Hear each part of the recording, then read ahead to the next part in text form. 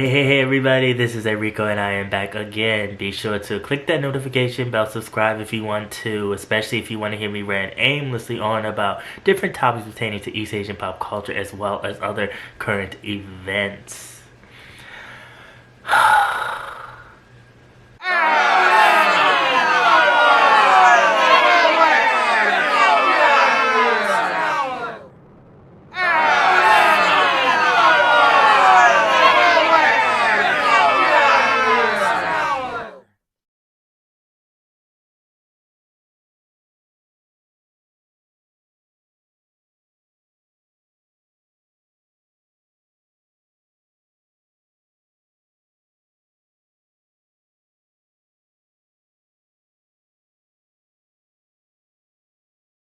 Let's all take a moment and just say together, China, leave Taiwan alone. Leave Taiwan be.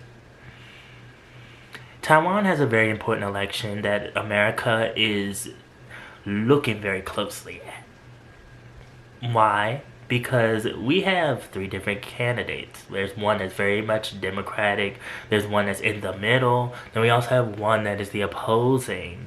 So Taiwan became a very Democratic run country. And this is how the US wants it to stay. This is how many people want it to stay. They want them to be free of China. They want them to have their own free thinking society. Wherein we have China and Beijing that is looming over them like, ooh, we want you all to reunify with us.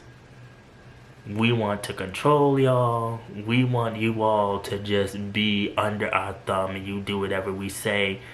And there's been this back and forth. It's like, you all are China. Taiwan's like, we are not a part of your over-controlled idea of a society. We do not work like that. So there's also this thing that's on the line where a lot of people would be like, well, what does the election have to do with the USA? It has to do with this electronical chip that is in a lot of electronics, AI, cell phones, computers. And Taiwan is one of the leading places that actually manufactures this chip.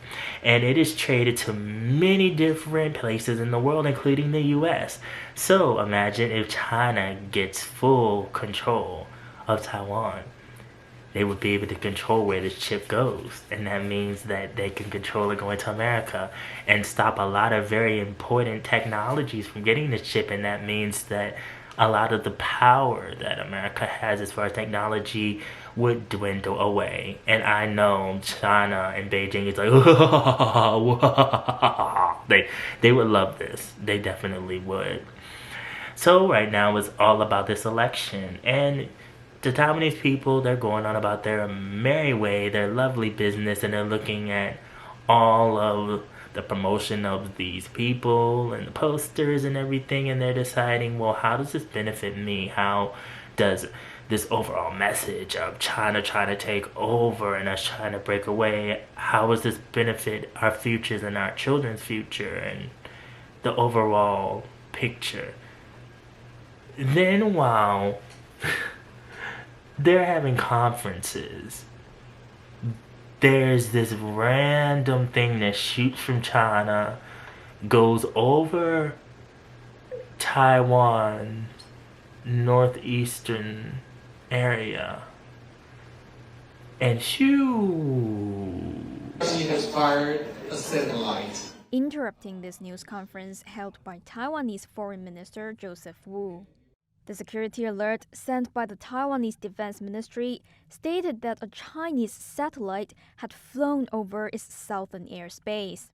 It described the projectile as a satellite in Chinese and a missile in English. Taiwan's main opposition Kuomintang Party criticized the alert, saying the English translation had misled the public. Chinese state media claimed it was an astronomical satellite. Taiwan's defense ministry later blamed negligence for the incorrect use of the term missile. and said it would conduct a review into the incorrect use of the term. It was so random. People were just like, huh? What is going on? Again, we got another missile. Just going, just like curse to the sky and hope that the curses get over to China and Beijing and they hear the curses, because enough is enough. So many people, after this was over, they said that there was an error in the message, that actually it wasn't a missile, it was satellite. I don't know how that makes any difference. Satellite or missile. Satellite can shoot a laser down and shoot somebody and kill them too. The satellite can shoot a laser down and shoot a whole city and blow it up. I mean, we don't know. Boom, bang. Oh my goodness. Ah, you know, it's like the end. So China claims that it was a satellite that was really just for research purposes, that they decided to launch while they're having an important election. So the Taiwanese government, the candidates, and everyone were just like, they're trying to interfere with the election. They're trying to fearmonger us into going the way that they want. That they want that opposing party to win. Because they're like, maybe we can still creep in there, and maybe by the time they realize what's happening, we have control again. Because there's this opposing party that is very much for peaceful agreement with China. But then it was funny because now updated news is that the U.S. has stepped in, and the U.S. is even like, leave Taiwan alone, China. Stop while you're ahead. Stop it. Like, we will get involved. And that's kind of the scary part about this whole thing, is that they keep shooting missiles off at Taiwan and Japan, and they keep having meetings, and they're so hard-headed, and they're saying that, oh yeah, about this borderline and the China Eastern Sea, and it's ours, and they're saying no, it's been proven that it's not years ago. And they're saying, you know, like, we are not going to let up on Taiwan. We are going to make sure that they unify with us again, and we will have control of them. And the U.S. is just like, y'all are crazy. It's just like, y'all are a lost cause at this point. So there's also been other propaganda in the media with these videos coming out and, you know, trying to make people lean more toward the candidate for the party instead of going Democratic. Beijing is very much against this democratic idea. They're saying that you're trying to disrupt and separate Taiwan and China. But meanwhile, many people are pretty much like, we really aren't planning on reunifying with China. But then there's also other issues that young people and many people in Taiwan are also looking at, because there are some people that are very much in the middle for this election, where they're not really too afraid of reunification with China, but they're also not really, you know, thinking about it either way. They're more worried about better income for people that are working in the working class, public housing. And I think that this stuff is very important, and I do hope that they talk more about this in the candidacy, and that they reassure people, because there are problems in Taiwan, you know, more than just China looming over them. But then we even have this so-called opposing party to the Democratic Party that is saying that we don't think that there's ever going to really be any unification either. Because it's like, it's kind of so far gone. There's so many different United Nations leaders in Taiwan that everyone's on the edge of their seat right now.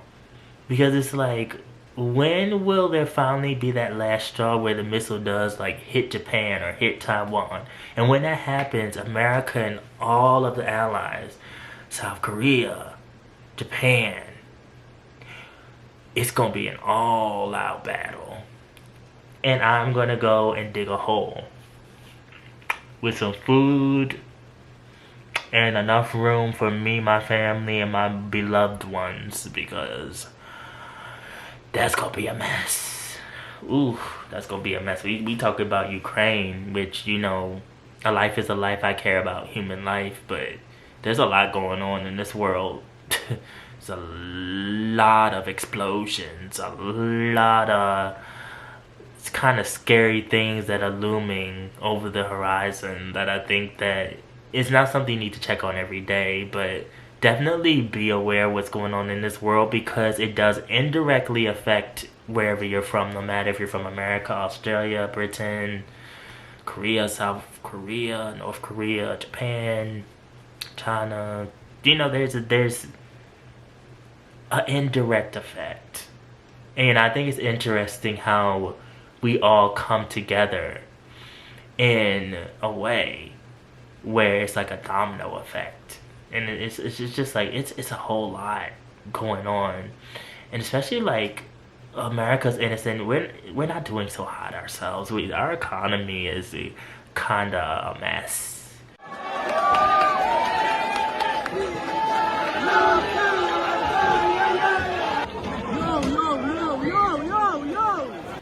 And we're taking a lot on our plates, and it's a lot to think about. It really is. It's a lot of pressure. A lot of pressure. So keep in the know, you guys. Be aware of what's going on.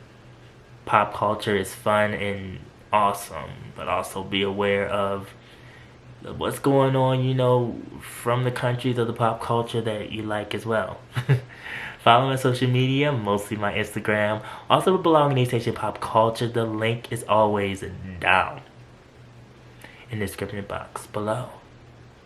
And remember, be real, stay real, live in the real, and I will always be back.